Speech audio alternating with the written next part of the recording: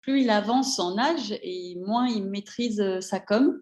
Parce que quand il avait fait cette performance en Australie de battre Roger, et il était assez frais, je trouve. Il était particulier, mais il était très lucide, assez carré.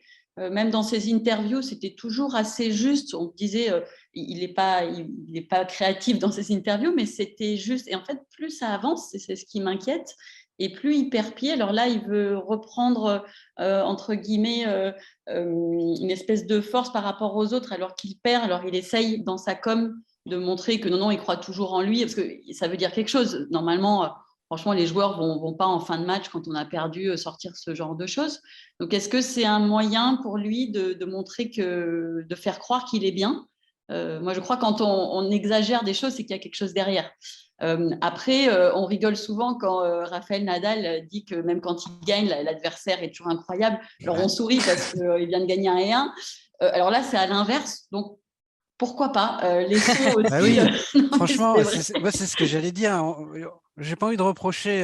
Je pense que s'il dit ça, c'est parce qu'il le pense. Et en Il plus, le je pense, pense que oui. globalement, sur le fond, il a raison. Il a raison. Et c'était pas Mais dirigé contre Rublev, je pense. C'était surtout contre lui-même. Il était déçu oui, de. enfin, d'ailleurs, il dit pas qu'il a été le meilleur sur le court. Il dit qu'il est le meilleur des deux joueurs dans l'absolu. C'est ce que je comprends, moi, en tout cas. Et je pense qu'il a raison. Donc, c'est plutôt une façon de s'adresser à lui-même un reproche. Alors, évidemment, ça paraît très irrespectueux et d'une certaine manière, ça l'est. Mais sauf que Surtout quand on perd comme ça. Tu vois, oui, mais il dit quand ce qu'il même, ouais. pense, hein. Enfin, je veux dire, j'ai pas envie de reprocher à un joueur de dire ce qu'il a pensé, et peut-être encore moins quand je pense que sur le fond, il est pas loin d'avoir raison. Et ça Alors, change un peu aussi, pas c'est ce jour-là, beaucoup hein, pas ce d'honnêteté, ouais. jour-là. Mais oui, ça c'est Gilles Simon qui m'avait dit à propos de la langue de bois, on a atteint un tel niveau que même Nadal, s'il joue le 800e mondial au premier tour de Roland-Garros, il va pas se sentir autorisé à dire je vais le défoncer. Alors sur la forme, il le dirait pas comme ça, même sur le fond, il dira que il faut qu'il soit très respectueux et il a raison. De toute façon, et si ces joueurs-là perdent aussi peu de matchs, c'est aussi parce que effectivement, ils respectent tout le monde. On n'est pas obligé de le dire à chaque fois, à chaque match. Donc je pense que vraiment Tsitsipas, il est convaincu de ce qu'il dit. Et puis il le dit à chaud, voilà, sortie du cours, ça fait 10 minutes qu'il a perdu. Moi, je trouve ça plutôt,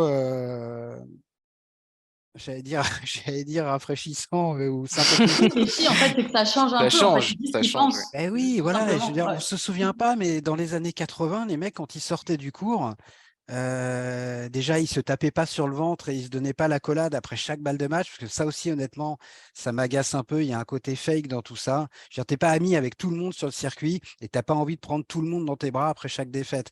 Donc, il y a une énorme, c'est devenu, je sais pas trop quand a été la bascule, mais chaque fois que je revois des matchs des années 80, 90 et même début 2000, on ne voit pas ça, hein.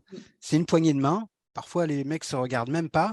Et aujourd'hui, quand tu as une balle de match où les gars se tapent pas sur le bide ou se prennent pas par l'épaule, tu as l'impression que c'est un manque de respect vis-à-vis de l'adversaire. C'est quand même devenu fou. Et les confs de presse, c'était pareil. Les mecs disaient ce qu'ils pensaient et ils étaient pas amis avec tout le monde. Et s'ils pensaient qu'ils avaient été plus forts enfin, qu'ils étaient plus forts que le gars en face et que oui, ils doivent battre des mecs comme ça, ils le disaient. Et aujourd'hui, Tsitsipas, ses poignées de main à la fin des matchs sont pas les plus chaleureuses, ses commentaires sont pas les plus aimables, mais et c'est dingue qu'on trouve ça anormal, alors que pour moi, ça a été la normalité pendant des décennies, ça.